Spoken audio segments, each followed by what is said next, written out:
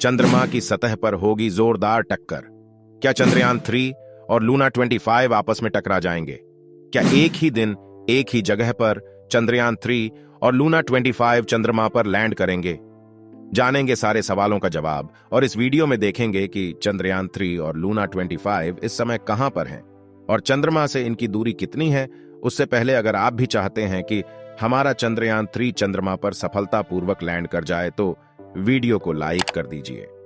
हमारा बाहुबली चंद्रयान 3 आसमान में दहाड़ मारते हुए चंद्रमा की चौथी कक्षा में प्रवेश कर चुका है, जहां से चंद्रमा की दूरी बहुत ही कम रह जाती है। अगर हमारा चंद्रयान 3 चंद्रमा के साउथ पोल पर सफलतापूर्वक लैंड कर जाता है तो भारत चंद्रमा के साउथ पोल पर जाने वाला पहला देश बन जाएगा। इससे पहले चंद्रमा के साउथ पोल पर अभी तक कोई भी देश अपना मून मिशन लॉन्च नहीं किया था। यह हमारे देश के लिए बहुत ही बड़ी खुशखबरी होगी। लेकिन दोस्तों, हमारे लिए एक बुरी खबर है। रूस ने भी अपना मून मिशन लूना 25 के नाम से लॉन्च कर दिया है, जिसका उद्देश्य भी चंद्रमा के साउथ पोल पर सॉफ्ट लैंडिंग करना है।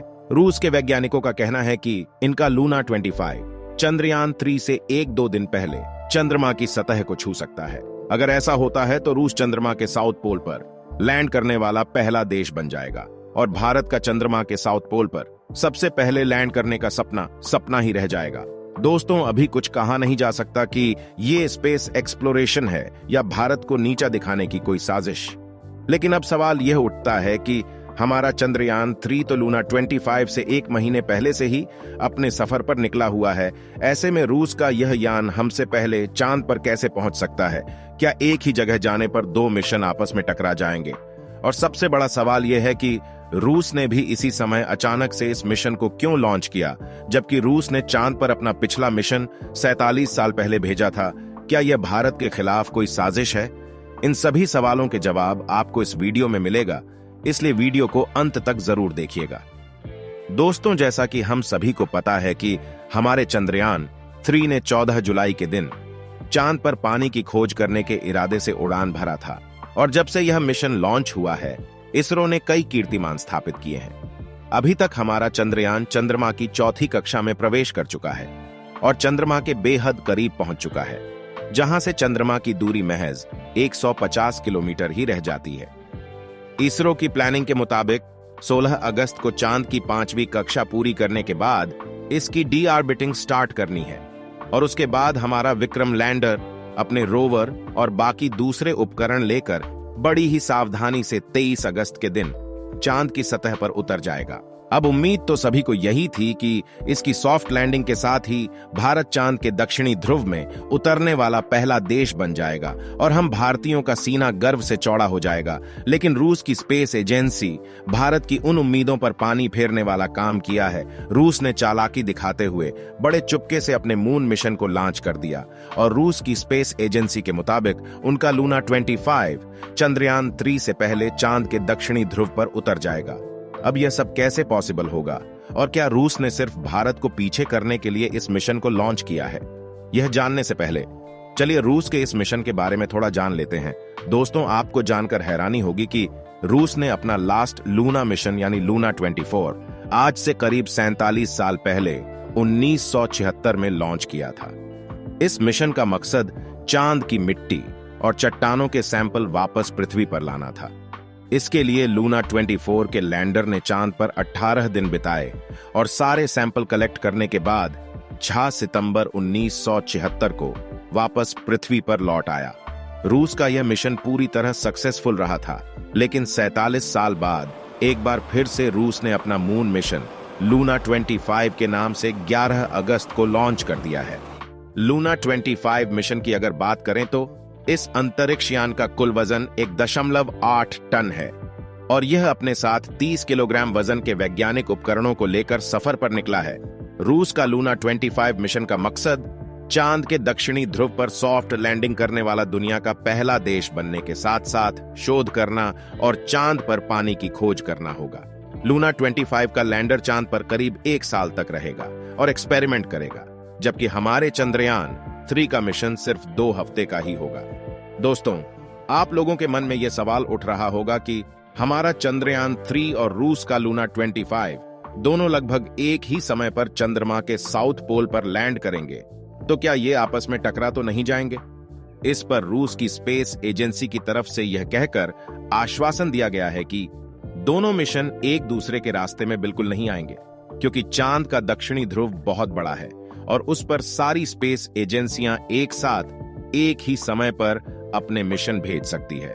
इसके अलावा रूस की स्पेस एजेंसी की तरफ से यह भी बताया गया है कि उनका लूना 25 5 दिन के अंदर चांद के ऑन ऑर्बिट में पहुंच जाएगा, यानी 16 अगस्त तक लूना 25 चांद की कक्षा में प्रवेश कर जाएगा और इसके बाद 4 से 5 दिन चांद के ऑन ऑर्बिट में रहने के बाद ये चांद की सतह पर सफलतापूर्वक लैंड कर जाएगा।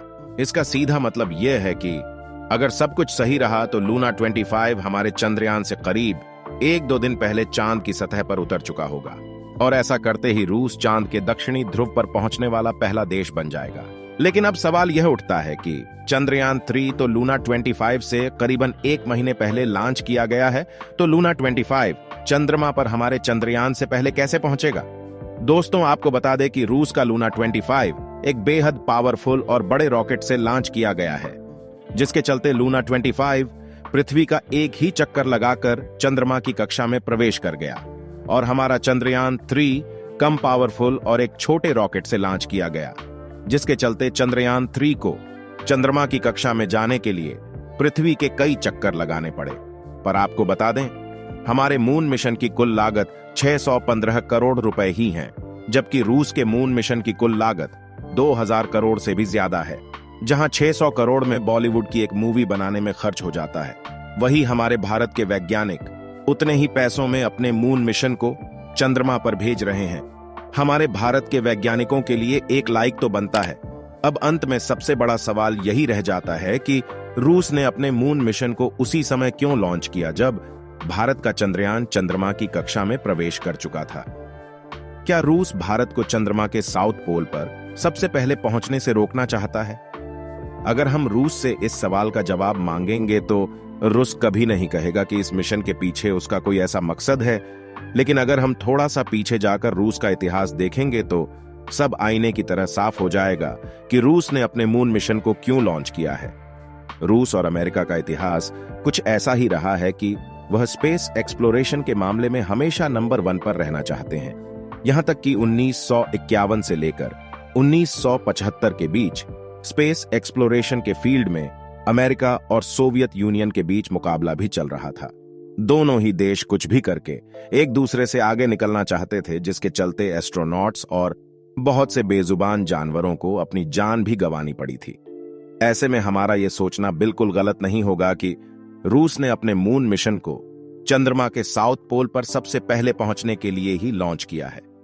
हालांकि रूस का कहना है कि वह अपने इस मून मिशन को 2021 में ही लॉन्च करने वाला था, लेकिन रूस और यूक्रेन के बीच लंबे समय तक युद्ध चलने के कारण उसने अपने मून मिशन को डिले कर दिया था।